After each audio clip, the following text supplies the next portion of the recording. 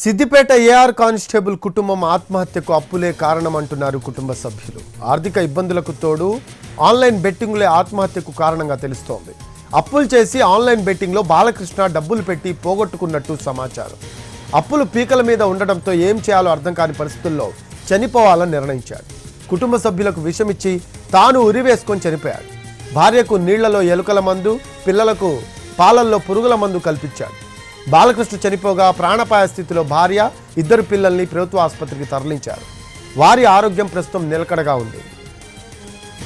Siddipet AR constable కుటుంబం ఆత్మహత్యకు అప్పులే కారణమంటున్నారు కుటుంబ సభ్యులు. ఆర్థిక ఇబ్బందులకు తోడు ఆన్లైన్ బెట్టింగులే ఆత్మహత్యకు కారణంగా తెలుస్తోంది. అప్పులు చేసి ఆన్లైన్ బెట్టింగ్లో బాలకృష్ణ డబ్బులు పెట్టి పోగొట్టుకున్నట్లు సమాచారం. అప్పులు పీకల మీద ఉండడంతో ఏం చేయాలో అర్థం కాని పరిస్థితుల్లో చనిపోవాలని నిర్ణయించాడు. కుటుంబ సభ్యులకు విషమిచ్చి తాను ఉరివేసుకొని చనిపోయాడు. భార్యకు నీళ్లలో ఎలుకల మందు, పిల్లలకు పాలల్లో పురుగుల మందు కల్పించాడు.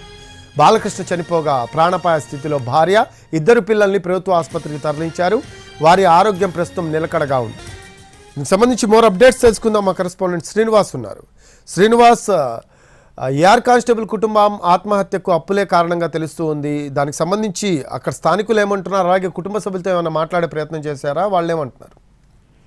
రవి, అంటే ముఖ్యంగా ఏఆర్ కానిస్టేబుల్ బాలకృష్ణ ఈ మధ్యనే సిద్దిపేటలో ఇల్లు కొనుగోలు చేశాడు. ఈ ఇల్లు కొనుగోలు చేసినటువంటి సందర్భంలో కొన్ని అప్పులు తీసుకున్నాడు. ఆ తర్వాత ఇతనికి కొద్దిగా ఆన్లైన్ లో బెట్టింగ్లు కూడా పెట్టినట్టయితే సమాచారం అందుతుంది. అయితే ఈ ఇల్లు కొనుగోలు చేసినటువంటి అప్పులు కావచ్చు, ఆన్లైన్ లో బెట్టింగ్ లో పెట్టినటువంటి డబ్బులు కావచ్చు, ఇవన్నీ తిరిగి రాకపోవడం, ఇటు అప్పులోళ్ళు కూడా తిరిగి డబ్బులు అడగడంతో మాత్రం అతను అంటే కొద్దిగా ఆవేదనకు గురయ్యాడు. ఆ తర్వాత కుటుంబంతో సహా, అంటే ఒకవేళ తాను చనిపోయినా కూడా ఇటు కుటుంబ సభ్యులకు డబ్బులు అడుగుతారన్న ఆలోచన కావచ్చు. దీంతో కుటుంబం అంతా కూడా ఆత్మహత్య చేసుకోవాలని చెప్పి అతను అనుకున్నాడు. అనుకున్న తర్వాత ఇటు ముఖ్యంగా అంటే భార్యకేమో ఎలుకల మందు తెచ్చాడు. ముందు ప్లాన్ ప్రకారం భార్యకేమో వాటర్ లో కలిపి పురుగుల ఎలుకల మంది ఇచ్చాడు. పిల్లలకు మాత్రం ఇటు పాలల్లో కలిపి ఎలుకల మంది ఇవ్వడంతో మాత్రం వారు తాగిన వెంటనే అస్వస్థకు గురయ్యారు. ఆ తర్వాత బాలకృష్ణ కూడా ఆ పురుగుల మందు తీసుకోవడం జరిగింది. తీసుకున్న తర్వాత వెంటనే ఒకవేళ తీసుకున్నా కూడా తాను చనిపోనన్న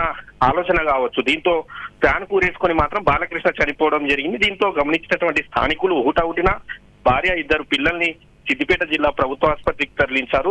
ప్రస్తుతం అయితే వారి ఆరోగ్యం, ఇటు భార్య కావచ్చు, ఇద్దరు పిల్లల ఆరోగ్యం అయితే నిలకడగా ఉందని చెప్పి మాత్రం డాక్టర్లు వెల్లడించారు.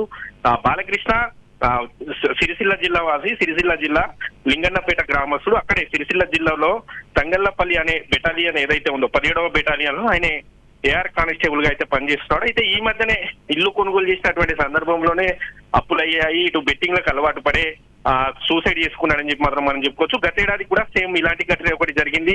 సిద్దిపేట జిల్లా కలెక్టర్ గా పనిచేస్తున్నటువంటి, సిద్దిపేట జిల్లా కలెక్టర్ గన్మెన్ గా పనిచేస్తున్నటువంటి నరేష్ కూడా సర్వీస్ రివాల్వర్ తో ఆన్లైన్ బెట్టింగ్ లకి అలవాటు పడి కోట్ల రూపాయల్లో నష్టపోయి ఇటు భార్య, ఇద్దరు పిల్లల్ని సర్వీస్ రివాల్వర్ తో కాల్ చేసిన తర్వాత ఇటు నరేష్ కూడా ఆత్మహత్య చేసుకోవడం జరిగింది. ముఖ్యంగా ఉమ్మడి మెదక్ జిల్లాలో ఈ రోజు 2 ఘటనలు జరిగాయి. ఈ 2 ఘటనల్లో కూడా కానిస్టేబుల్ అయితే ఆత్మహత్య చేసుకున్నారు. Thanks for updates.